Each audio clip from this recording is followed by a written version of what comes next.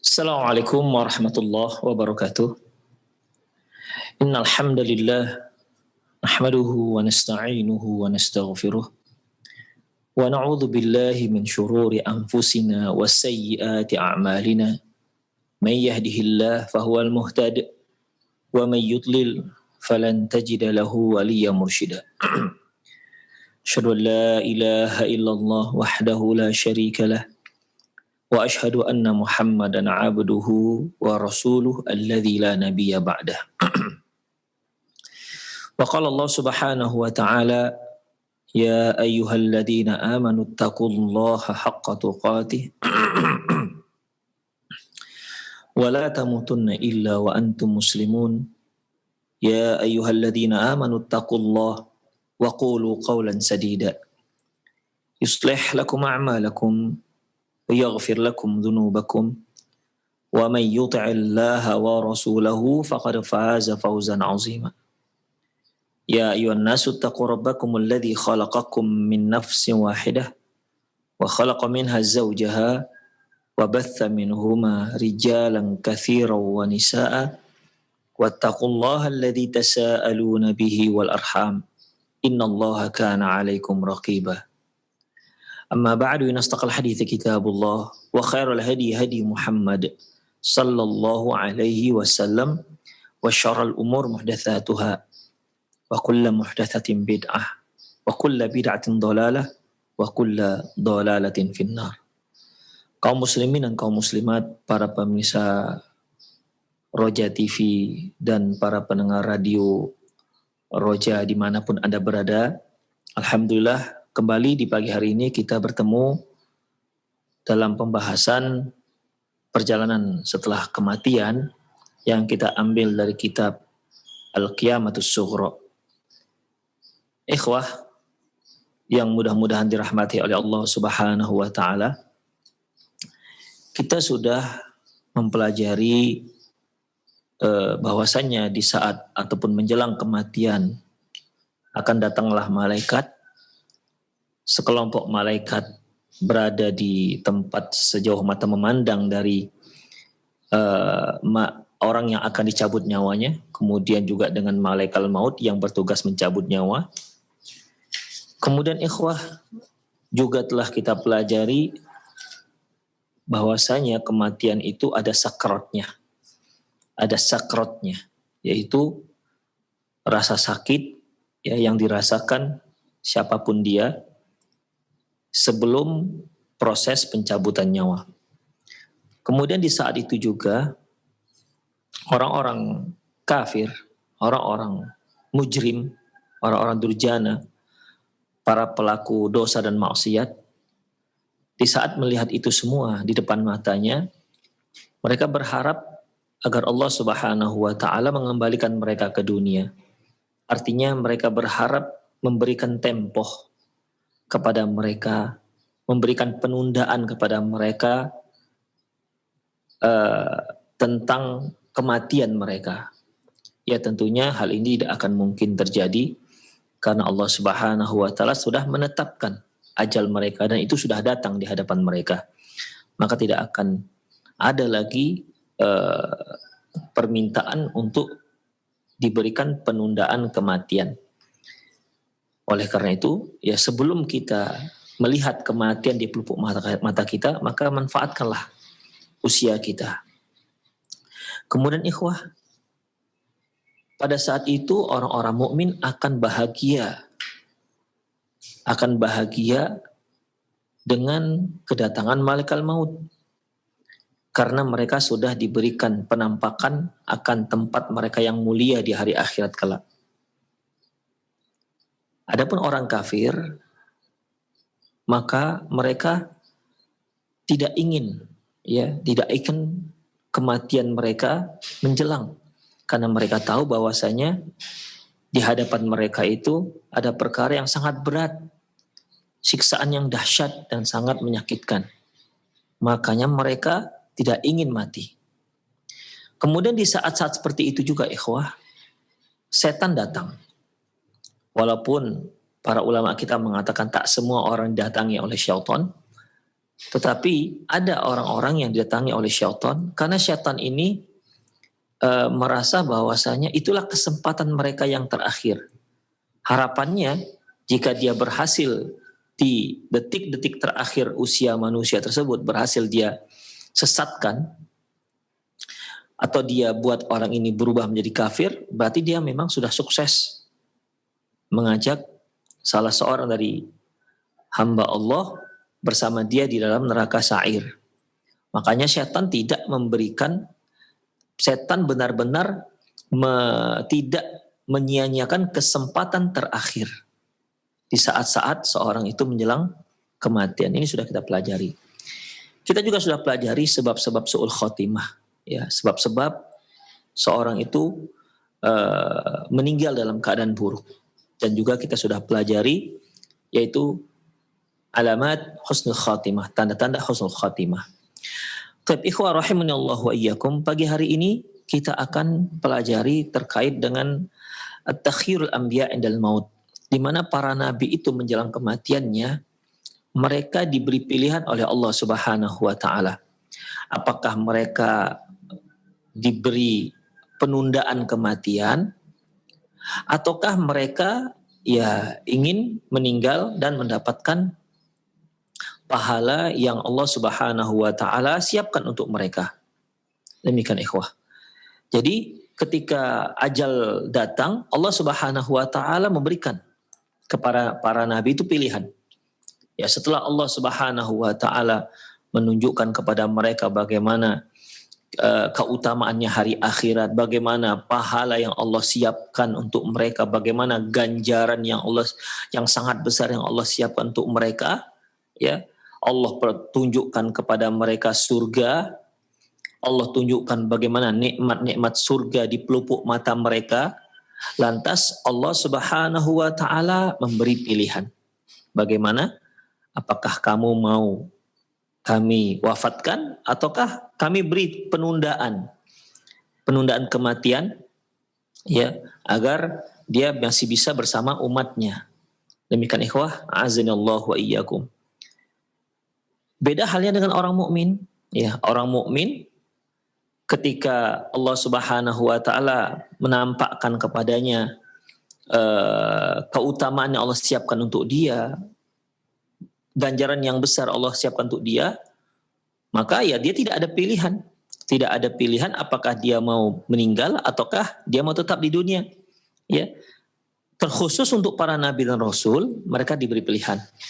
Ya, mereka diberi pilihan. Apakah mereka mau tetap di dunia atau penundaan ajal, karena kalau nggak mati nggak mungkin, ya. Karena sudah menjadi ketetapan Allah Subhanahu wa taala bahwasanya manusia itu akan mati. Kullu nafsin dha'iqatul maut, tapi ditunda.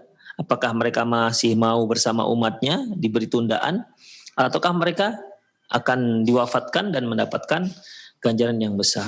Demikian ikhwah. Jadi ya logikanya ikhwah, azanallahu iyyakum, ketika Allah Subhanahu wa taala memberi pilihan, ya, memberi pilihan antara dunia dan akhirat, sementara dia sudah dipastikan mendapatkan surga. Saya kira tidak ada seorang pun yang mukmin yang memilih dunia. Ya, tak ada. Pasti bagaimanapun ceritanya tetap saja mereka akan memilih akhirat. Karena surga yang sudah menanti mereka, ikhwah. Ya. Apalagi di sana sudah nampak surga. Jadi sudah bisa dapat perbandingan. Ya. Sudah ada perbandingan antara dunia dan akhirat dan surga yang akan dia dapati. Akan semakin nampaklah bagaimana hinanya dunia. Akan makin kelihatanlah bagaimana tak berharganya dunia. Kita sekarang yakin kita bahwasanya surga itu lebih baik. Akhirat itu lebih baik. Wal akhiratu khairul laka minal ula. Akhirat itu lebih baik untukmu dan lebih utama. Dan seterusnya dengan hadis-hadis yang telah kita baca. Ya. Tapi bukankah terkadang ketika kita dibenturkan antara kepentingan dunia dengan kepentingan akhirat, mau tidak mau kita harus memilih, sering kita kalah.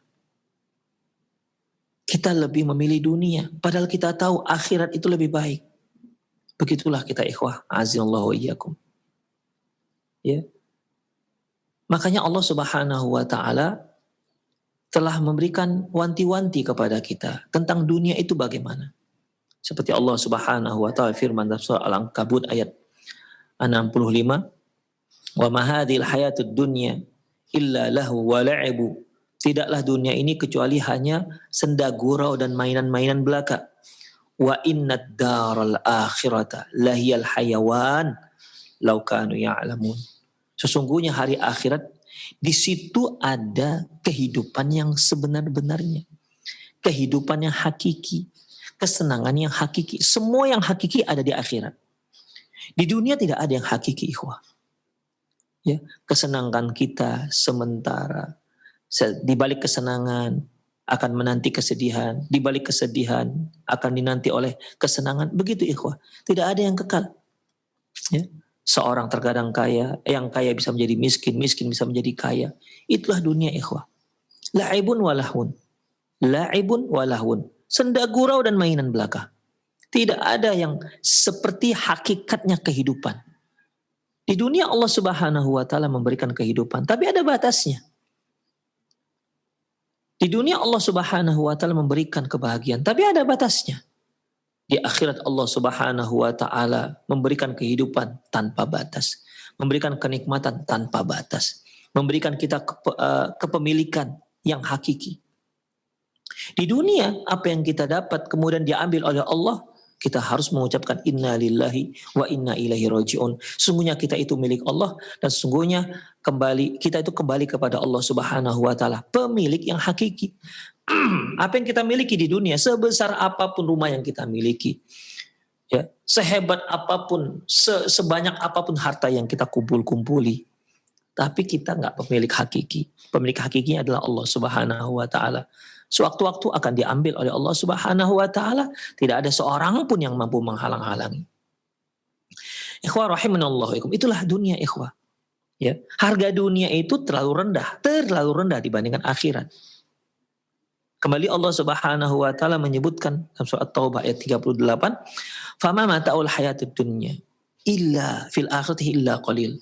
Tidaklah kenikmatan dunia dibandingkan akhirat illa qalil, kecuali yang sedikit. Sedikit. Makanya para ulama mendefinisikan dunia itu, kenapa dikatakan dunia? Dikarenakan dua sebab. Pertama dikarenakan apa? Lidunuwihi. Dikarenakan dunia itu dekat dengan kita. Kita sekarang berada di alam dunia, dekat dengan kita. Yang kedua, lidaniyatihi. Yang kedua dikarenakan hinanya dunia. Demikian, ikhwah. Ya. Pernah ada suatu hadis di mana Rasulullah Shallallahu alaihi wasallam ketika beliau memasuki pasar, lantas beliau melihat bangkai kambing cacat. Bangkai anak kambing yang cacat. Rasulullah angkat anak kambing cacat ini, bangkai anak kambing ini. Beliau katakan, siapa yang mau beli ini 1 dirham? Itu bangkai anak kambing yang cacat, telinganya kecil karena cacat dan mati.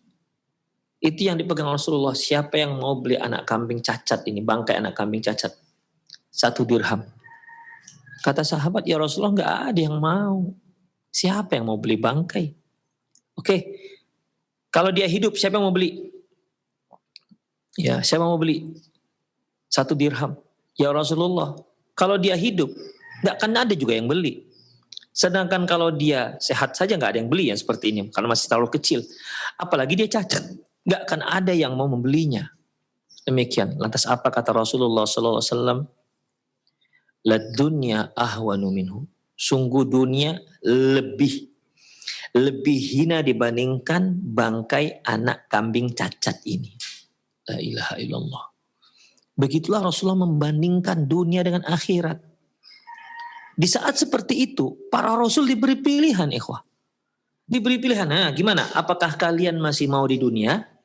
Ataukah kalian mau pilih akhirat? Itu setelah apa, ikhwah? Setelah Allah memberikan gambaran kepada mereka, memperlihatkan kepada mereka tempat mereka di akhirat. Kesenangan dunia. Ikhwah, takkan ada orang memilih dunia, ikhwah, kalau sudah seperti itu. Orang mukmin saja sebagaimana sabda Rasulullah SAW yang diriwayatkan oleh Imam Bukhari, di mana Rasulullah SAW mengatakan, "Man ahabba liqa Allah ahabba liqa'ahu, wa man kariha liqa Allah kariha Allah liqa'ahu." Man ahabba liqa Allah kariha ahabba Allah liqa'ahu. Barang siapa yang suka bertemu dengan Allah, maka Allah akan suka bertemu dengan dia.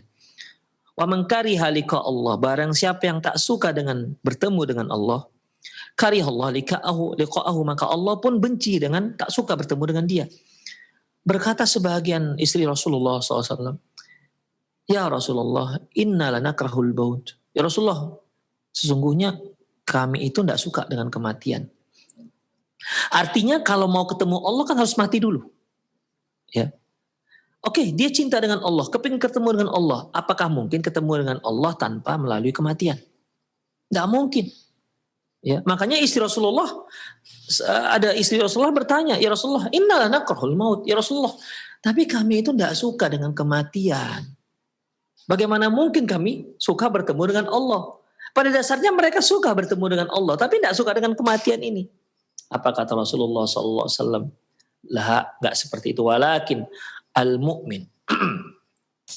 Hanya saja seorang mukmin, idza hadarahul maut, apabila dia mendekati kematian, basyarallah, maka Allah Subhanahu wa taala, lakin al-mu'min idza hadarahul maut busyira biridwanillahi wa karamatihi. Hanya saja orang mukmin apabila sudah mendekati kematian, menjelang kematian, maka dia diberi kabar gembira dengan apa ikhwah? Dengan keridhaan Allah, dengan kemuliaan yang telah Allah siapkan untuk dia. Demikian, itu menjelang kematian. Jadi ditayangkanlah di hadapan dia bagaimana surga yang akan dia dapati, bagaimana nikmat kubur yang akan dia dapati. Demikian. Fama ahabba syai'un ilaihi mimma amamahu. Maka melihat kondisi seperti itu, melihat apa yang Allah tunjukkan kepada mereka, tidak ada yang paling dia sukai selain apa yang ada di hadapannya, yaitu kematian. Itu orang mukmin, ikhwah. Ya, orang mukmin. Tidak ada yang lebih dia sukai ketimbang apa? Ketimbang apa yang dia ada di hadapannya. Jadi kalau dia disuruh balik lagi ke dunia, dia nggak mau. Ya, kalau dia disuruh balik ke dunia, dia tak akan mau. Dia pasti memilih ridho Allah. Dia pasti memilih keutamaan Allah. Dia pasti memilih nikmat kubur yang telah Allah sediakan pada dia. Dan dia tentu pasti akan memilih surganya Allah Subhanahu wa ta'ala. Demikian ikhwah rahimanallahu wa iyyakum. Maka sejak saat itu ahabba liqa Allah. Maka saat itu dia sangat ingin sekali dan cinta sekali, suka sekali mau bertemu dengan Allah. Fa'ahabballah liqa'ahu. Maka Allah pun akan menyukai, akan suka bertemu dengan dia. Demikian ikhwah. Jadi munculnya rasa suka, rasa cinta bertemu dengan Allah setelah Allah berikan tayangan itu. Setelah Allah tunjukkan bagaimana kemuliaan yang Allah berikan, yang Allah siapkan untuk dirinya.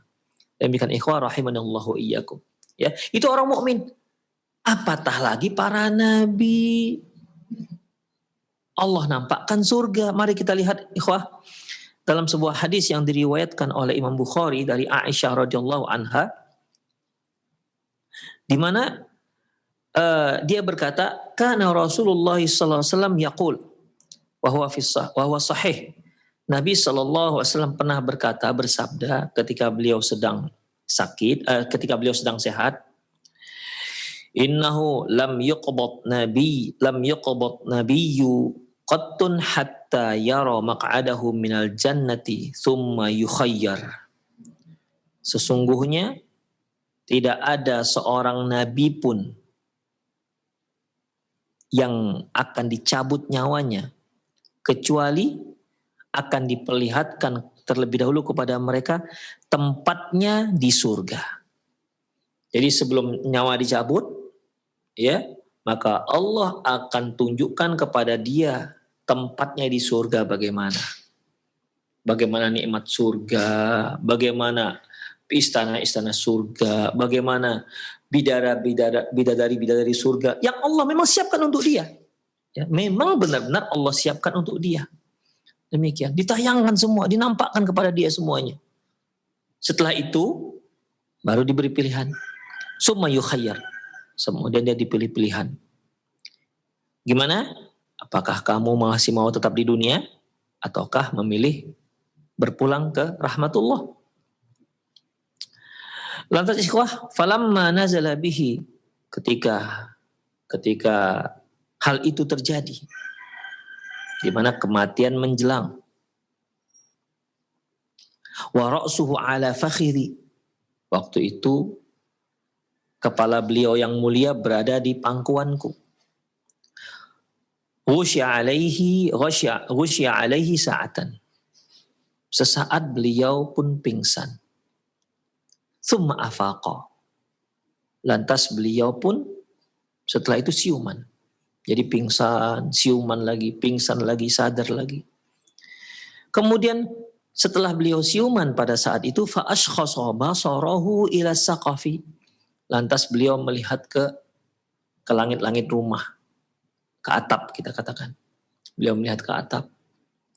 Kemudian summa qal, lantas beliau berkata, bersabda, Allahumma rafiqul a'la, ya Allah rafiqul a'la. Allahumma rafiqul a'la, ya Allah rafiqul a'la. Rafiq ini artinya teman, al-a'la yang paling tinggi. Ya Allah bersama teman-temanku yang tinggi. Ya Allahumma rafiqul a'la. Itu yang dikatakan Rasulullah sallallahu alaihi wasallam. Kemudian qultu, aku berkata, idzan la yakhtaruna. Kalau begitu beliau tak memilih kita. Fa'araftu annahu al-hadits alladhi kana yuhaddithuna bihi. Disinilah aku tahu bahwasanya itulah hadis yang dulu pernah dia ceritakan kepada kami. Jadi sebelum beliau sakit, ya masih beliau sehat, beliau pernah menceritakan hadis ini, hadis yang kita sebutkan tadi. Innahu lam yuqbad nabiyyun qattun. Sungguhnya tidak ada seorang nabi pun yang dicabut nyawanya hatta yura maq'adahu minal jannah, sampai dia diperlihatkan tempat dari surga. Jadi ini hadis ini beliau ucapkan, ya. Hadis ini beliau ucapkan sebelum beliau sakit, ya. Sebelum ada tanda-tanda beliau mau wafat. Nah, setelah kejadian itu, ya, di mana Rasulullah mulai sakit, beliau pingsan, kemudian beliau siuman, lantas mengatakan, Allahumma rafiqul a'la, ya Allah rafiqul a'la. Disitulah Aisyah radhiyallahu anha teringat dengan hadis yang pernah Rasulullah ucapkan tadi. Innahu lam yuqbad nabiyyun qattun hatta yura maq'adahu minal jannah. Sesungguhnya tidak ada seorang nabi pun yang mau dicabut nyawanya sampai diperlihatkan dahulu tempat dia di surga. Summa yukhayyar, lantas dia pun diberi pilihan. Apakah mau lanjut meninggal ataukah tetap di dunia. Itulah diingat Aisyah radhiyallahu anha. Aisyah Masya Allah seorang istri yang luar biasa cerdas ikhwah. Ya, cerdas, langsung dia faham. Dengan kejadian itu langsung dia connect dengan hadis yang Rasulullah Sallallahu Alaihi Wasallam sebutkan. Demikian. Kalau dahulu tuh masih teori itu, ya. Kalau ini langsung dia lihat dan Rasulullah memilih, ya. Makanya beliau katakan, kata Aisyah, idzan la yakhtaruna, kalau begitu beliau enggak memilih kami, ya. Dan teringatlah aku akan hadis yang pernah beliau ucapkan. Qalat, lantas dia berkata, faqanat tilka akhirul kalimatin takallama bihan nabiyyu sallallahu alaihi wasallam. Dan itulah ucapan beliau sallallahu alaihi wasallam yang terakhir. Apa itu ikhwah? Allahumma fi rafiqil a'la. Ya Allah bersama teman-temanku, teman-teman yang tinggi. Allahumma fi rafiqil a'la. Demikian ikhwah azinallahu wa iyyakum. Jadi di sini ya Rasulullah memilih, ya Rasulullah jelas akan memilih surga. Di dunia Masya Allah terlalu banyak cobaan, ya terlalu banyak cobaan, tantangan, fitnah.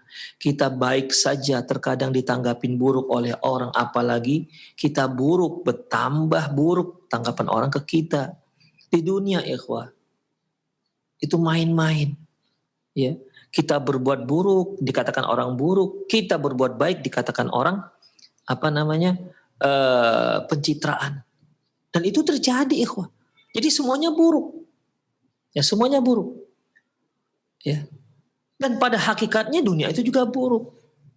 Allah Subhanahu wa taala kan juga berfirman dalam soal hadis, "I'lamu annamal hayatud dunya la'ibu wa lahu wa zinah." Ketahuilah bahwasanya dunia itu senda gurau, main-mainan, wa zinah, dan perhiasan. Wa takatsurum bainakum, dan orang yang memperbanyak harta di antara kalian, berlomba-lomba untuk memperbanyak harta. Wa takatsurum bainakum wa tafakhurun fil amwali wal aulad, dan saling bermegah-megah masalah harta dan anak-anak. Jadi di sini Allah Subhanahu wa taala menyebutkan i'lamu ikhwah, itu menunjukkan agar kita itu perhatian. I'lamu, manusia, ketahuilah. Perhatikan. Begitulah ikhwah. Itu untuk menarik perhatian kita supaya kita betul-betul fokus dengan ini loh dunia ini. Jangan sampai tertipu. Ya, i'lamu, manusia, i'lamu. Ini kan banyak ini. I'lamu, sihonya bentuknya bentuk jamak. I'lamu annamal hayatud dunya, pakai annama. Ini kan menunjukkan yufidul hasar. Seperti innamal a'malu binniyat, sungguhnya semua amalan itu disertai dengan niat. Innama itu kan yufidul hasar, menunjukkan batasan. I'lamu annamal hayatud dunya. Sesungguhnya ya, kehidupan dunia itu adalah la'ibu wa lahwun. Main-main, senda gurau dan main-main. Dan memang ikhwah, main-main aja. Ya. Dunia ini kalau sudah kita tinggalkan, barulah kita tahu buruknya. Barulah semua yang merasa pernah tertipu dengan dunia, barulah dia merasa menyesal. Setelah ketahuan buruknya dunia. Memang yang menyesal itu selalu datang di akhir. Allah menyebutkan seperti mainan. Seperti kita ikhwah. Kita kalau punya mainan. Misalnya saya dulu waktu kecil suka dengan tembak-tembakan. Sampai usia saya SD suka dengan tembak-tembakan. Suka dengan mobil-mobilan buat sendiri pakai kayu. Apakah setelah saya remaja, setelah saya dewasa masih suka dengan tembak-tembakan ini? Masih suka dengan mobil-mobilan dari kayu ini? Enggak lagi ikhwah. Kita sudah menganggap apalah ini. Ya. Karena pikiran kita sudah dewasa. Tapi bagi anak-anak ikhwah, mainan yang enggak seberapa, kata orang dewasa, bagi mereka itu segalanya. Dia bisa nangis gulung-gulung gara-gara kehilangan mainannya. Kalau Anda berikan dia cek 2 miliar dengan mobil-mobilan, dia akan pilih mobil-mobilan ketimbang cek 2 miliar. Karena mereka belum paham, belum tahu bahwasanya mereka itu sedang main-main. Kita yang sudah dewasa sudah paham bahwasanya ini mainan, gak ada gunanya sekarang. Ya kalau kita disuruh pilih antara mainan mobil-mobilan dengan cek 2 miliar, ya kita pilih 2 miliar. Demikian, nggak akan mungkin lagi kita pilih mainan. Begitulah dunia. La'ibu wa lahu, Allahu Akbar.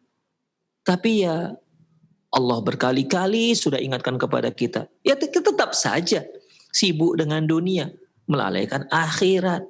Lebih mengutamakan dunia, melalaikan akhirat.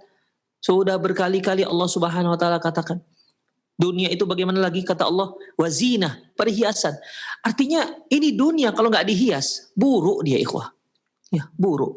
Perhiasan saja. Perhiasan itu bisa ditanggalkan. Nampaknya supaya indah. Makanya sesuatu kalau dihias kan indah dia. Ya. Kalau dia nggak dihias kan nggak indah. Itulah perhiasan dunia itu begitu, dihiasi. Terutama yang menghiasi adalah syaitan. Watakathurum bainakum watafakhurum bainakum watakathurum fil amwali wal aulad. Saling bangga membanggakan, saling berlomba memperbanyak harta dan anak-anak. Demikian ikhwah. Di akhir ayat Allah Subhanahu wa taala mengatakan, "Fama mata'ul hayatud dunya, famal hayatud dunya illa mata'ul ghurur." Tidaklah kehidupan dunia itu illa mata'ul ghurur, kecuali mata'ul ghurur, yaitu perhiasan yang menipu, tidak hakiki. Ibarat emas imitasi.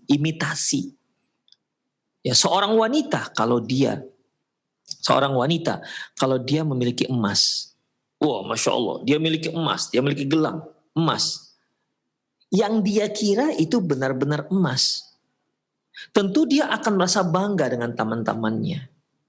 Nih saya punya emas, kalung emas, Masya Allah sekian puluh gram, ini di leher sekian puluh gram, di tangan kanan kiri sekian puluh gram, anting-anting sekian puluh gram misalnya begitu kan.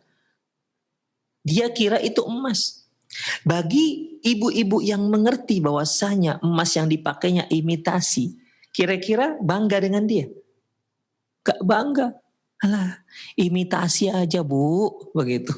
Gak usah dibanggakan imitasi. Demikian ikhwah. Walaupun sekian puluh gram, tapi imitasi tetap lebih berharga emas yang walaupun hanya 1 gram. Tapi beneran. Itulah yang hebat, yang hakiki ikhwah. Kehidupan dunia itu begitu. Kehidupan dunia tak beneran, kehidupan akhirat yang hakiki. Demikian. Makanya sedikit akhirat itu jauh lebih berharga ketimbang banyaknya dunia. Bukankah Allah katakan terkait dengan masalah wanita? Ya. Ad-dunya mata, dunia itu merupakan perhiasan. Wa khairul mata imra'atun solihah. Dan sebaik-baik perhiasan adalah imra'atun solihah, yaitu wanita yang solehah. Karena wanita solehah ini merupakan benda akhirat, ikhwah. Gak bisa disamakan dengan rumah mewah, dengan mobil mewah, dengan jabatan yang tertinggi. Gak bisa. Ini semua dunia, sehebat-hebat dunia, tetap bangkai. Ingat, sehebat-hebat dunia tetap tak lebih daripada bangkai. Wanita solehah ini benda akhirat.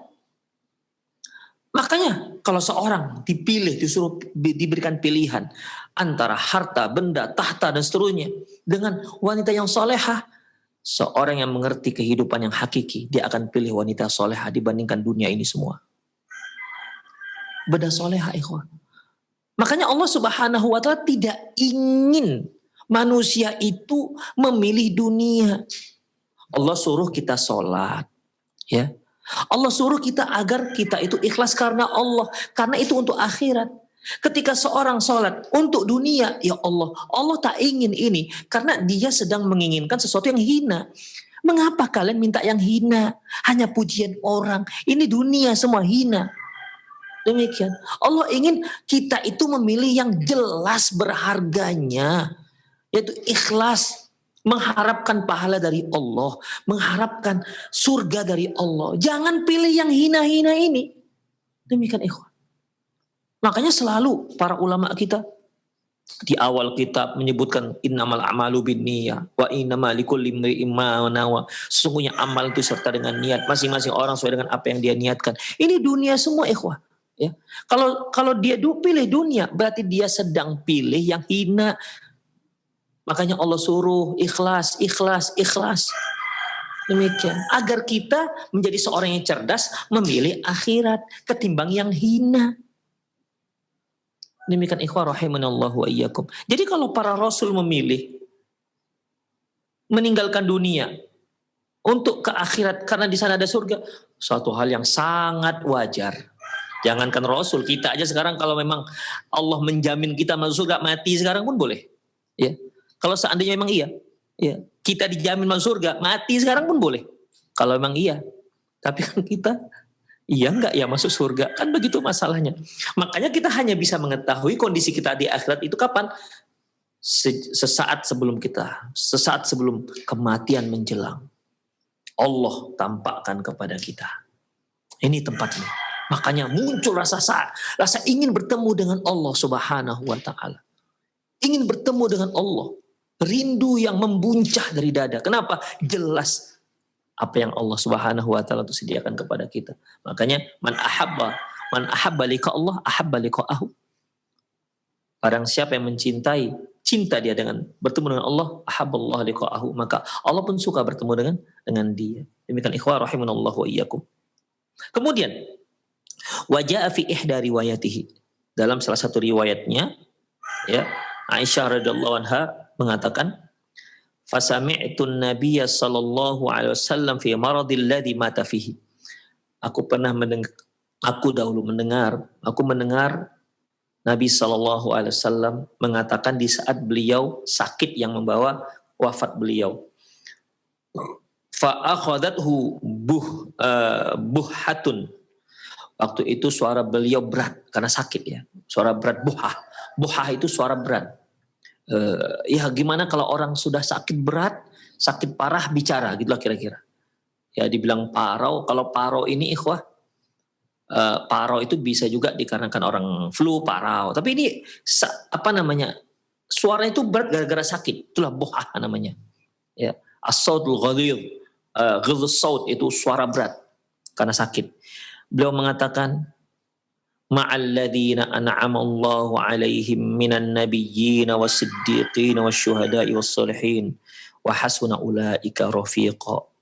Beliau mengucapkan ataupun membacakan firman Allah Subhanahu wa taala, yaitu bersama orang-orang yang Allah Subhanahu wa taala berikan nikmat kepada mereka dari kalangan para nabi, dari orang-orang siddiq, dari para bersama orang-orang yang tewas dalam jihad fisabilillah dan bersama orang-orang solehin. Wa hasuna ulaika rafiqa. Mereka itulah teman, mereka itulah merupakan sebaik-baik teman. Inilah teman-teman yang tinggi, ikhwah. Ya. Mereka yang sudah lebih dahulu masuk ke surga. Mereka yang sudah lebih dahulu merasakan nikmat dari kalangan para nabi. Dari Nabi Adam dan seterusnya. Beliau nanti disiapkan tempat beliau bersama orang-orang seperti ini. Ya. Makanya beliau mengatakan ma'arafiqil a'la. Ya Allah, bersama teman-temanku yang tinggi. Ini dia para nabi, para siddiqin, ya.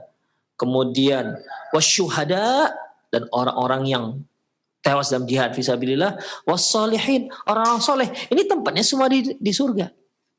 Mereka ini semua tempatnya di surga.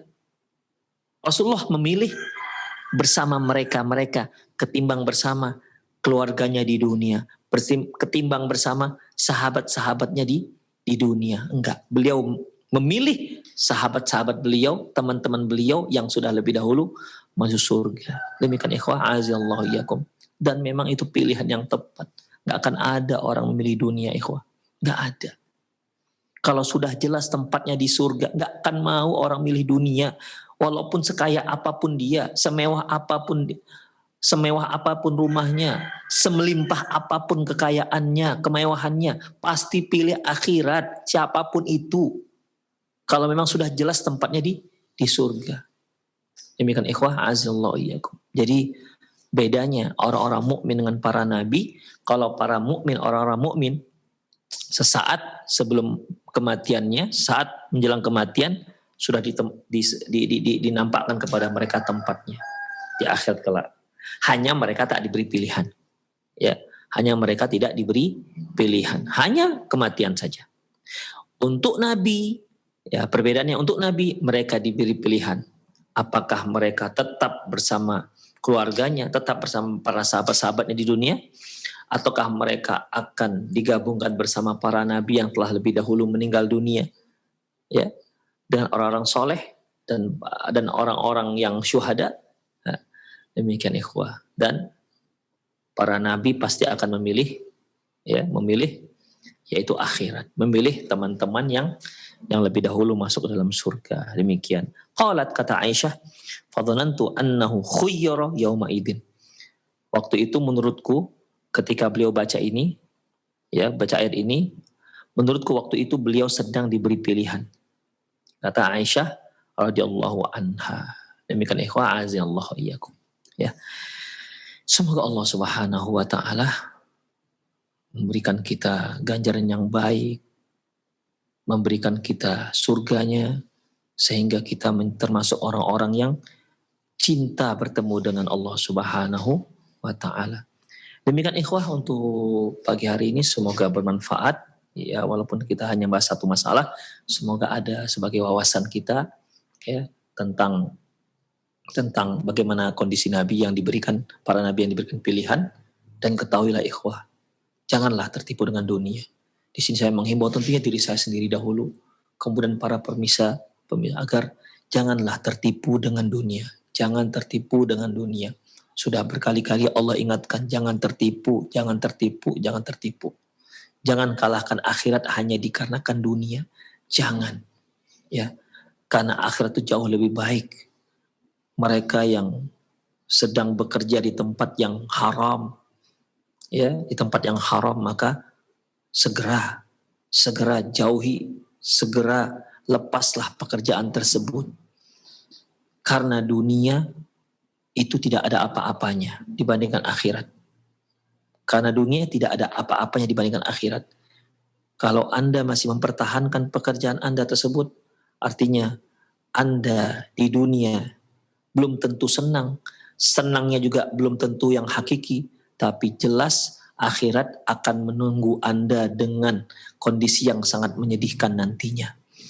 Dengan kondisi yang sangat memilukan nantinya. Tinggal kita mau pilih yang mana. Demikian ikhwah, aku qouli hadza wa astaghfirullah li wa lakum wa lisal muslimin innahu huwal ghafurur rahim. Allahu a'lam bissawab. Naam, jazakallahu khairan wa barakallahu fikum Ustaz atas penyampaian materi yang sangat bermanfaat sekali di kesempatan ini. Baik, ikhwata Islam jazakumullah, saatnya kami membuka sesi tanya jawab. Silakan bagi Anda yang ingin bertanya secara langsung. Untuk pertanyaan pertama kami coba angkat dari pesan singkat yang sudah masuk di kesempatan ini. Assalamualaikum warahmatullahi wabarakatuh Ustaz. Dari Juli di Bandung. Ustadz, ketika seorang mukmin dan dalam keadaan sehat, ternyata sudah menjelang kematiannya, apakah ia akan merasakan tanda-tanda kematiannya? Lalu apa saja tanda-tanda tersebut? Jazakumullahu khairan. Jazakillah khairan bagi Ibu Juli di Bandung. Seorang mukmin, ketika dia menjelang kematian, dia pasti akan mengetahui tanda-tandanya. Tapi bukan berarti tanda-tanda di sini seminggu sebelumnya, bukan itu. Karena kan ada juga orang-orang yang selalu mengkaitkan suatu kejadian dengan kematiannya. Oh, pantas ya dia dulu seperti ini, rupanya inilah maksud dia. Terkadang orang menghubung-hubungkan seperti itu, ikhwah. Ya. Kita tidak mengetahui. Yang mengetahui ajal kita hanya dengan pasti adalah Allah Subhanahu wa taala. Hanya memang masyarakat sering menghubung-hubungkan. Oh, ternyata betul. Ternyata ini maksudnya. Ternyata memang ini pantas ya dia kemarin meminta agar keluarganya berkumpul. Ternyata ini isyarat kematian dia. Itu hanya dihubung-hubungkan. Seandainya dia tidak meninggal, tentu orang tidak akan menghubungkan permintaan dia untuk berkumpul keluarganya dengan kematian tersebut. Karena dia belum meninggal. Tapi karena ternyata dia meninggal setelah itu, dihubung-hubungkanlah. Oh, ini tanda-tanda kematian. Oh, begini, oh begitu. Itu ikhwah hanya dugaan-dugaan. Ya, dugaan-dugaan. Tanda kematian yaitu di saat malaikat hadir di hadapan kita. Ya, di saat malaikat hadir di hadapan kita. Di mana Allah Subhanahu wa taala menyebutkan dalam soal Waqiah, di akhir soal Waqiah itu disebutkan bahwasanya kita melihat yang hadir, malaikat maut yang hadir kita melihat. Itulah tanda kematian yang jelas. Orang-orang di sekitar kita tidak melihat. Demikian, orang-orang yang ada sekitar kita, mungkin keluarga yang sedang menangisi kita karena sedang sakit, yang sedang sekarat, mereka tidak melihat. Demikian, tapi kita melihat. Wa antum hina idzin tanzurun.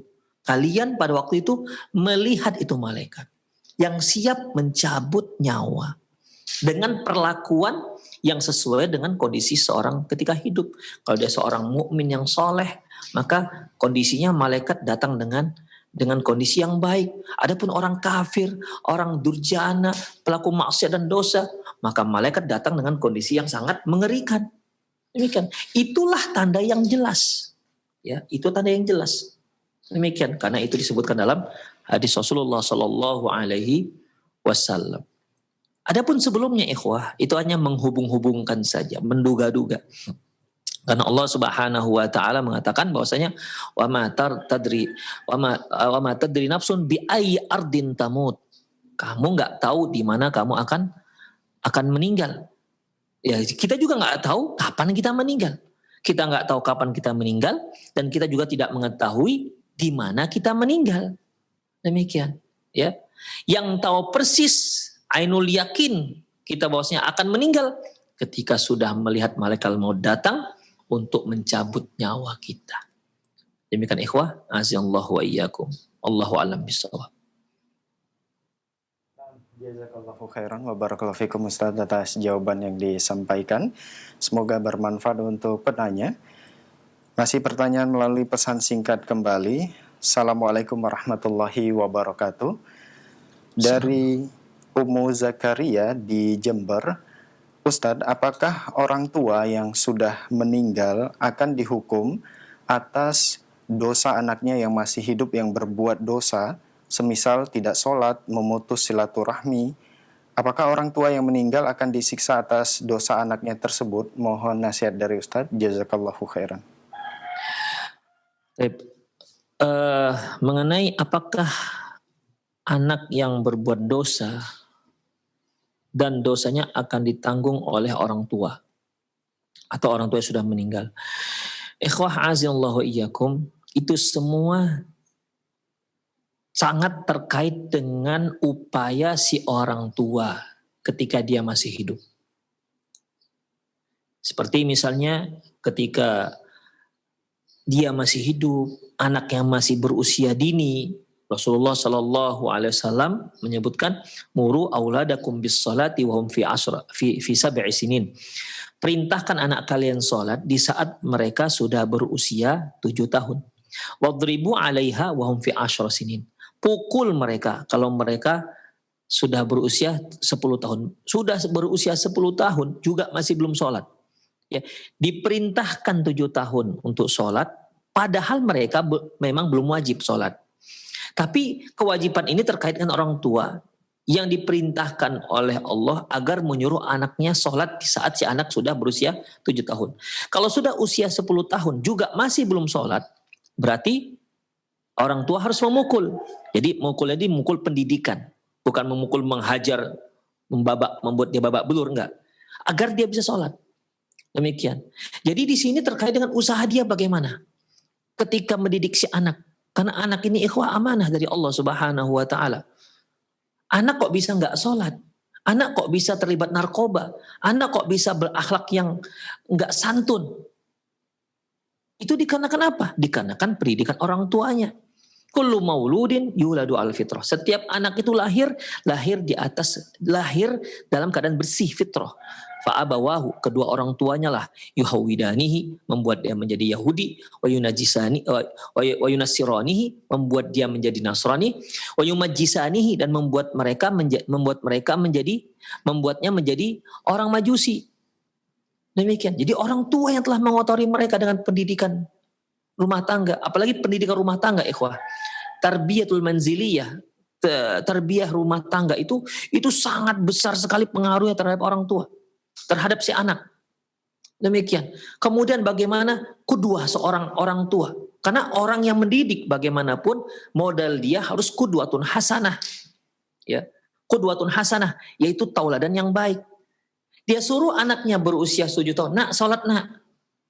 Sementara dia nggak sholat, itu bagaimana si anak mau patuh? Nah sholatlah nak. Tapi ayah nggak sholat. Demikian. Tapi kalau dia menunjukkan yang pertama, sholat nampak rajinnya, ikhwah, kalau seorang tua dia rajin sholat dan itu nampak anaknya, itu anak masih usia 2 tahun saja dia sudah ikut-ikut ruku sendiri, belum disuruh lagi. Itu belum, masih jauh di bawah 7 tahun. Dia ruku sendiri, dia sujud sendiri, walaupun sujudnya ya membuat kita tertawa melihatnya.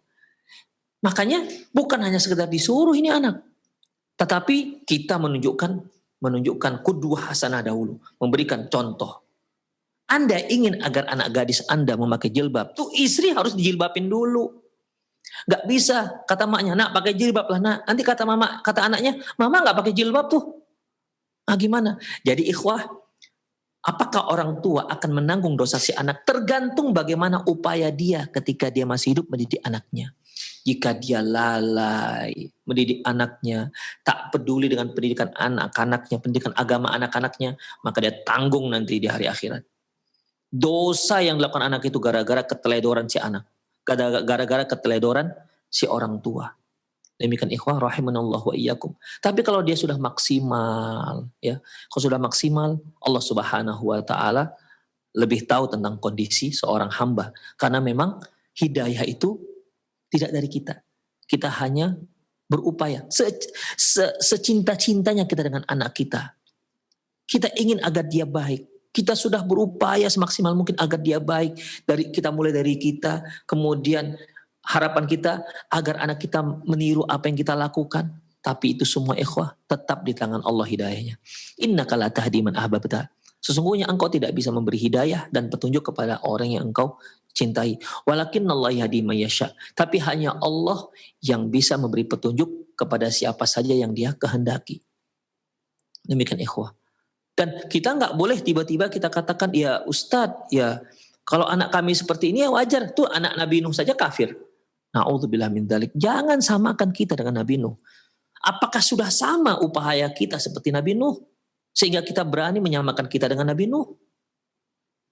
Nabi Nuh disebutkan dalam Al-Quran, Rabbi inni da'autu qawmi layla wa nahara falam yazidhum du'ai illa firara. Ya Allah, aku sudah berdakwah kepada kaumku, ku ajak mereka ke jalanmu siang dan malam hari, falam yazidhum du'ai illa firara. Namun tidak, dakwahku ini, ajakanku ini tidak membuat mereka kecuali semakin lari. Wa inni kullama da'autuhum litaghfira lahum ja'alu asabi'ahum. Setiap kali aku ajak mereka agar mereka istighfar kepada Allah, ja'alu asabi'ahum, mereka letakkan jarinya ke telinga, tutupnya. Wastaghshaw thiyabahum, mereka tutup kepalanya dengan kainnya. Demikian ikhwah. Itu upaya yang besar Nabi Nuh pada kaumnya. Sampai kepada anaknya di saat air bah datang. Ya. Si anak sedang berenang tuh. Nabi Nuh berada di kapal bersama orang-orang mukmin. Nabi Nuh masih mengajak. Ya bunayya arkam ma'ana wala takum ma'al kafirin. Wahai ananda, mari ikut bersama ayah, ikut naik kapal. Wala takum ma'al kafirin. Jangan kamu termasuk orang-orang yang kafir. Tapi apa kata si anak? Ini kan berarti sudah maksimal ikhwah. Apa kata si anak? Qala sa'awi ila jabali ya'simuni minal ma'. Aku akan lari ke puncak gunung. Ya'simuni minal ma'. Yang bisa menyelamatkan aku dari air bah. Coba ikhwah, Nabi Nuh di saat-saat terakhir tetap mengajak anaknya agar beriman kepada Allah. Agar beriman kepada Allah Subhanahu wa ta'ala dengan panggilan yang lembut, ya bunayya, ya bunayya. Ikhwah, kalau ada anak yang bisa berenang saat air bah, itu gak akan mungkin anak kecil. Gak akan mungkin ini anak kecil. Yang dia katakan, saya akan lari ke puncak gunung. Yang seperti ini gak mungkin anak kecil. Ini orang sudah besar. Tapi Nabi Nuh tetap memanggil dengan lembut. Ya bunayya arkam ma'ana. Wahai ananda. Bunayya itu panggilan lembut ikhwah. Ya bunayya. Wahai anak kecilku, itu panggilannya sangat lembut tuh anak-anak. Ya bunayya arkam ma'ana. Wahai ananda, mari ikut bersama ayah. Wala takum ma'al kafirin. Janganlah engkau termasuk orang kafir. Tapi dengan sombongnya si anak mengatakan, qala sa'awi ila jabali ya'simuni minal ma'. Aku akan lari ke puncak gunung yang akan menyelamatkan aku dari api, dari air. Kata Nabi Nuh alaihissalam, terus diajak, sudah membangkang nih kan, sudah membantah. Satu ajakan Nabi Nuh sudah dibantahnya. Kata Nabi Nuh, qala la asimal yaum. Wahai ananda, enggak ada hari ini yang selamat kecuali yang mendapat rahmat dari Allah Subhanahu wa taala, dia yang naik kapal. Tidak ada satu pun yang selamat hari ini wahai ananda, kecuali yang ikut naik kapal. Akhirnya ikhwah, itu kan usaha. Itu ucapan Nabi Nuh terakhir, lantas fahala bainahumal mauju fakana minal mughraqin. Akhirnya mereka pun dipisahkan dengan gelombang dan si anak ditenggelamkan, termasuk yang tenggelamkan, termasuk orang kafir. Karena yang ditenggelamkan semua orang kafir. Demikian ikhwah, itu upaya. Jadi kalau kita sebagai orang tua sudah maksimal, berupaya dengan maksimal mungkin, maksimal kemudian berdoa kepada Allah, mohon hidayah, mohon petunjuk, mohon agar dimudahkan mendidik anak-anak, insya Allah dia akan terlepas dari dosa tersebut. Tapi kalau seandainya dia tak peduli dengan anaknya, dia lalaikan pendidikan agamanya, dia lalaikan pendidikan akidahnya, dia lalaikan akhlaknya, dia hanya menyuruh anaknya untuk meraih dunia, untuk les ini, les itu, kursus ini, kursus, semua untuk dunia. Akhirnya si anak menjadi orang matre, artinya pikirannya hanya dunia. Ya, pikirannya hanya untuk mengejar dunia. Tidak pernah dia memikirkan sholat, tidak pernah dia bagaimana caranya agar bisa mendekat kepada Allah Subhanahu wa taala. Kalau yang seperti ini, maka orang tua akan mempertanggungjawabkan itu semua kepada anak-anaknya. Bukan dikarenakan anaknya berbuat dosa, tapi dikarenakan kelalaian dia yang menyebabkan kelalaian dia terhadap pendidikan agama si anak, sehingga si anak berbuat dosa. Demikian ikhwah. Dia yang menyebabkannya. Akhirnya si anak tidak berbuat baik, tidak menjadi seorang yang soleh. Jadi jawabannya ya tergantung bagaimana upaya orang tua ketika dia masih hidup dalam mendidik anaknya. Allahu a'lam bishawab. Nah, jazakallahu khairan wa barakallahu fikum Ustaz atas jawaban yang disampaikan. Semoga bermanfaat untuk penanya Ummu Zakaria yang berada di Jember. Dan itu merupakan pertanyaan terakhir kita di kesempatan ini. Mungkin ada sebagai ikhtitam atau penutup. Tafadhol Ustaz. Para pemirsa Roja TV dan pendengar Radio Roja dimanapun Anda berada, kematian pasti menjelang. Dan kita akan mengetahui di mana tempat kita nanti di hari akhirat sesaat sebelum malaikat mencabut nyawa kita. Oleh karena itu, sebelum itu semua, mari saya menghimbau diri saya, para pemirsa, untuk mempersiapkan ini semua. Kita tidak tahu.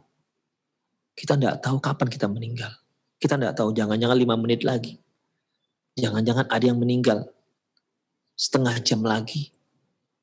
Maka manfaatkanlah usia kita sebaik-baiknya untuk pendekatan diri kepada Allah Subhanahu wa taala. Anda yang sedang sibuk dengan mencari dunia, jadikanlah kesibukan itu dengan niat yang baik agar dia menjadi ibadah kepada Allah Subhanahu wa taala. Semoga Allah Subhanahu wa taala memberikan kita husnul khotimah dan mengumpulkan kita semua dalam surganya Jannatun Naim. Demikian, aku qouli hadza wa astaghfirullah li wa lakum wa lisal muslimin innahu wal ghafurur rahim. Assalamualaikum warahmatullahi wabarakatuh.